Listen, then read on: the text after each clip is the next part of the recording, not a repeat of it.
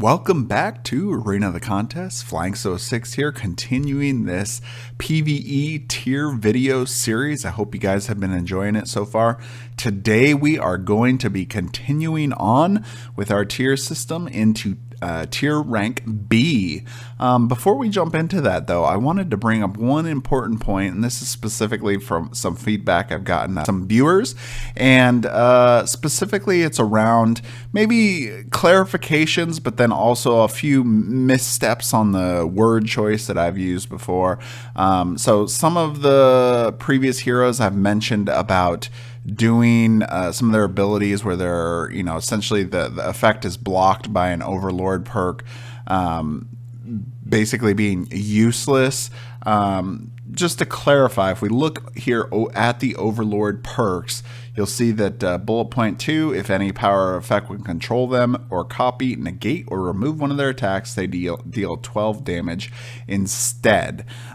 So the biggest point in that is the fact that yes, while some of them may do some damage and then get part of their effect blocked, or maybe they don't do any damage on hit but their effect is blocked, they're still getting that 12 damage. And in fact, there is a few instances where you can actually do a very significant amount of damage. Going back to Zun's dangerous choice ability, if you get the even option where he would negate an attack there, then you would be able to get the 12 damage plus his hit damage plus, of course, if despair there. So you're going to be doing, I believe, over 20 damage on a primary attack, which is actually very significant. But really the reasons that we're not talking about these specific situations is, for one thing, those are not super beneficial in a lot of the regular quests, especially since you'll fight a bunch of regular guys, and then by the end you'll get to Overlord. And then otherwise, if you're fighting a boss, while you will take more advantage of that, then at the same time, you may not really get the best case scenario that you could with those abilities. So for example, with dangerous choice, again, if you could actually negate a primary or special attack, for example, and that boss does his attack, and we could look at like Azamor, for example, who does pretty strong hits on his primary attacks, where he can be doing over 20 damage just on hit, and then with effects even more. And that is very significant amount of damage. And so really the trade then isn't as close. Now, obviously there's all kinds of comparisons we could make with this going back and forth, but this has been kind of the system that I've personally gone by. I think some of the effects and the spirit of the ability is more important than just getting that special 12 damage effect. Now, obviously there's going to be people who will disagree with me on that. That is perfectly fine. We don't have to agree on everything, but that's personally how I feel about it, and that's how the list is structured. So anyway, without further ado, let's move into rank B. All right, the B tier here is some ability effects blocked by Overlord perks or has some effects that won't be used in PvE, is 2 effects that are blocked. All right, rank B includes a big group here: Count Blake, Katarina, Haran, Lyanna, Renkier, Rurt, Talia, Ustar, and Zafara. Count Blake is probably the most defensive brute character in the game. His life drain ability as well as his blood feast give him healing, and then the night cloak ability gives him that protect status, while Call of the Master is his ability to control another enemy, make a movement, and use their basic attack. Unfortunately, of course, this is part of the reason why Call of the Master and Night Cloak are counted as his 2 blocked effects. And keep in mind, Call of Master, you'll still get that plus 12 damage even if you use it on an Overlord. Katarina the Witch is probably one of the most powerful debuffer characters She's got some abilities to make enemies vulnerable, thus reducing the amount of damage they put out. She can swap hit points with the enemies, which is actually very powerful, especially as you're getting later in the game and your characters are starting to really get beaten down by the quest. But unfortunately, she has two abilities here that are blocked: Blood Curse and Soul Link. Soul Link, where you're getting to remove that permanent effect. Another example of not really that being that useful of an effect, so you're really just getting that damage on that one.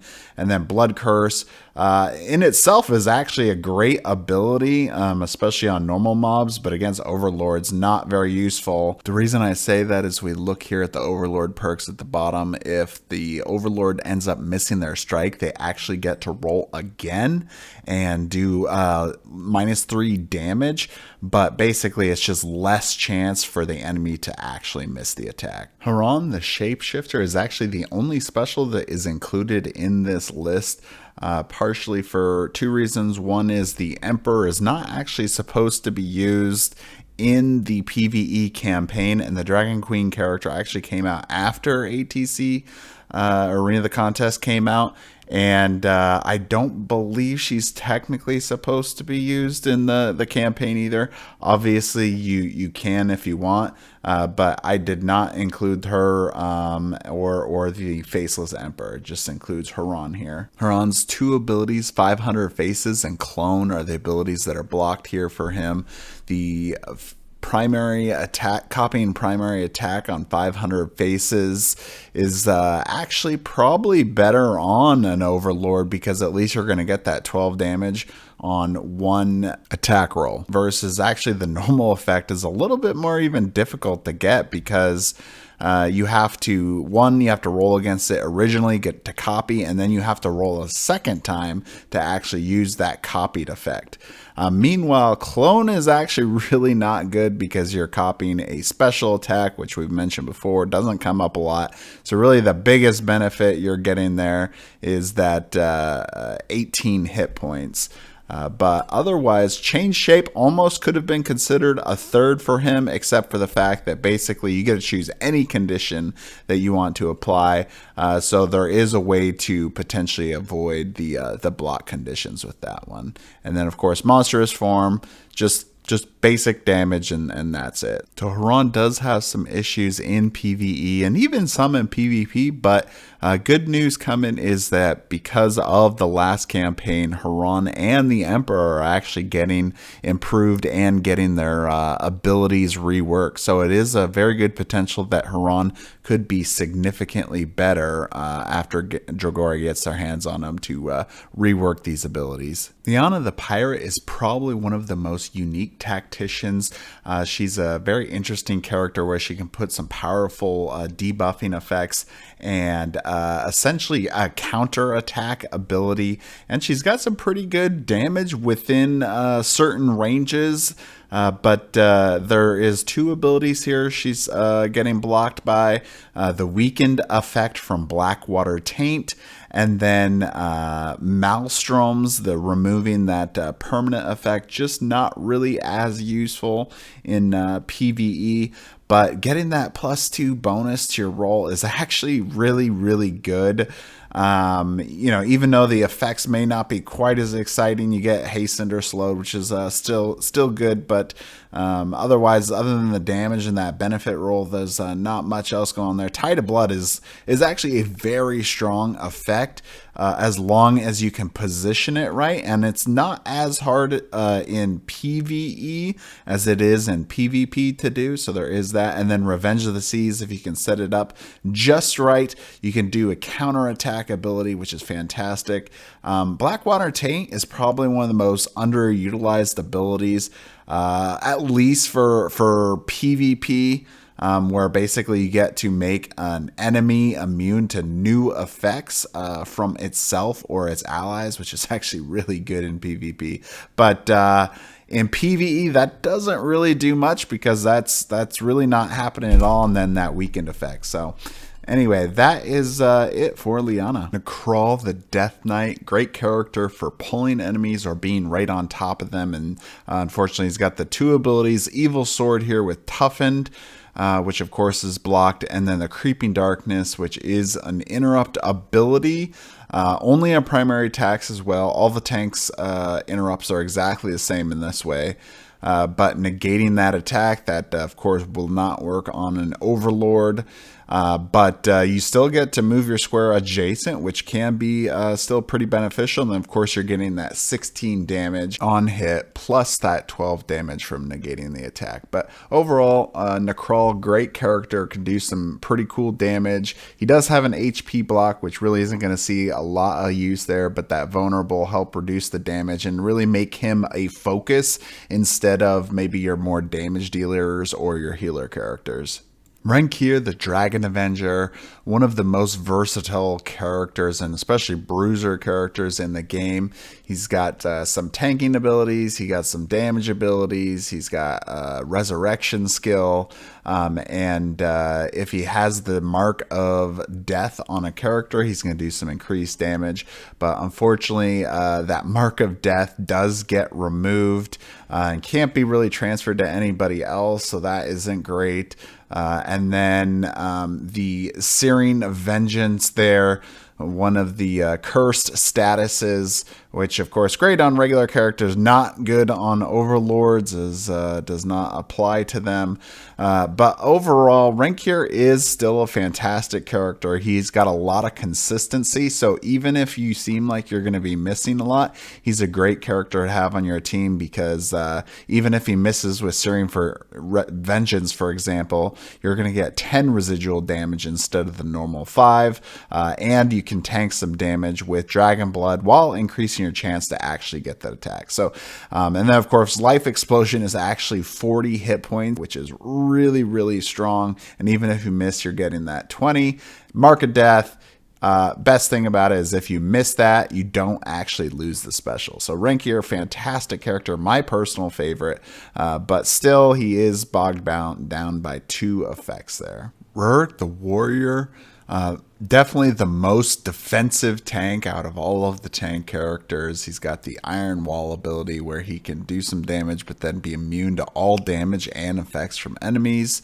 The toughened condition, of course, on Warcry is the impacted skill, as long with Epic Shield, which actually is still a very good ability because you at least get that damage, but then you could get this off early and basically get the benefit of protected status throughout the entire quest until you got to the Overlord part, where basically you're not going to get as useful for this. So technically, Rurt here is kind of a violation of the system. He is 3 effects: the toughened, the immune to new damage and effects, and then the Epic Shield.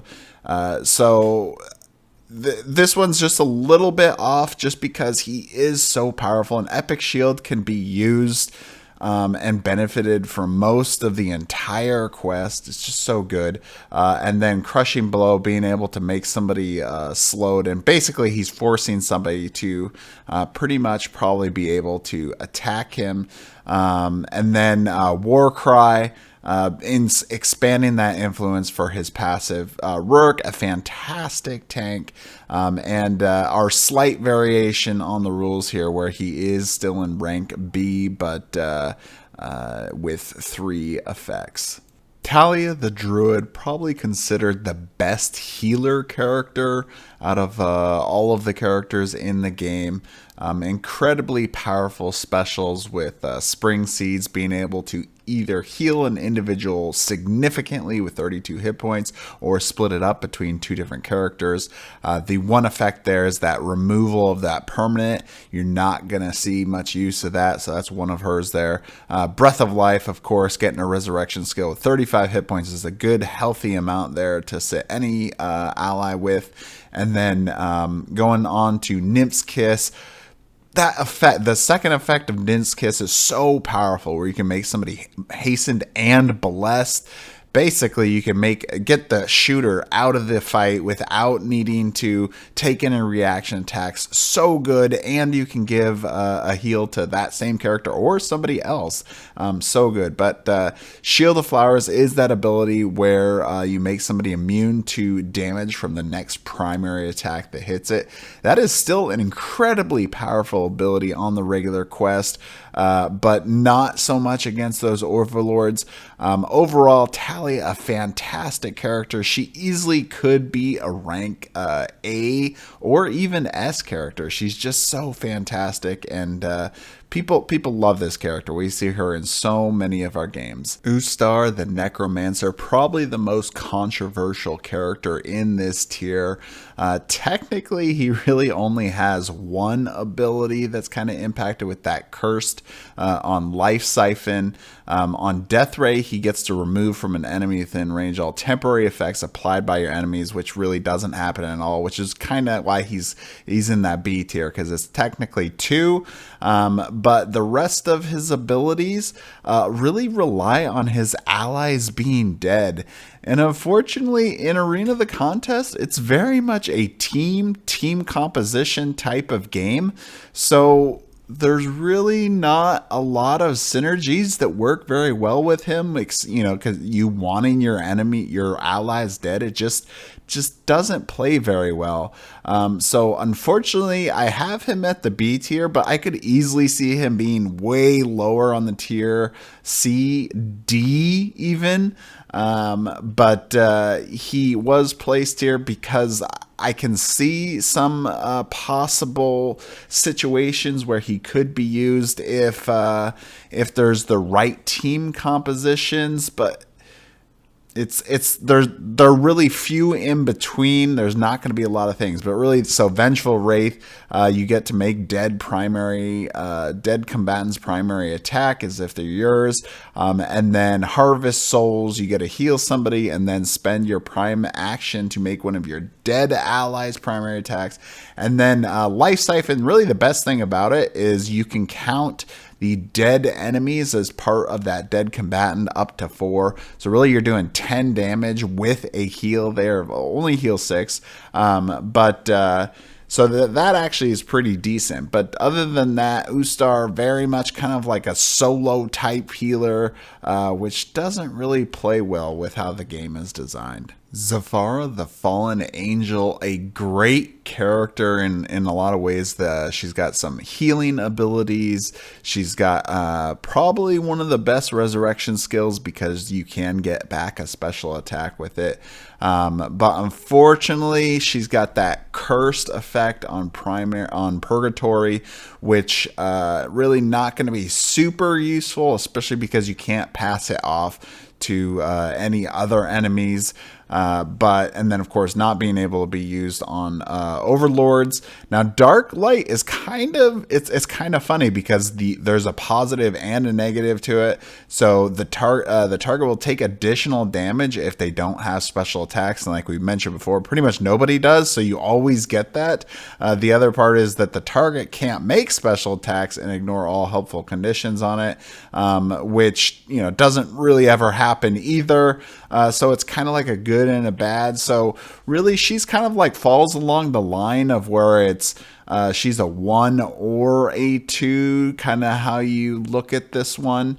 I put her in the B tier mostly because Purgatory really is really lackluster ability there. But other than that, she's actually a fantastic character. I could easily see her at rank A as well. But Zafara, the Fallen Angel, fantastic character still here, even at rank tier B. So that is it for today. That is the entire tier list. So many characters we went over. This was the biggest chunk of all of the tiers that we will see throughout the rest of the tier list. So hopefully this isn't way super crazy, too long for people to follow. But anyway, lots of information that we covered in here. Hope this was helpful for you guys. Make sure to let me know in the comments what you thought of this one, what you'd like to see improved, how you felt about the tiers, and if there was anything I got wrong or that you thought that somebody should have been at rank B. But anyway, that is it for today. Make sure to like, comment, subscribe. Appreciate you guys. We'll see you at the next one.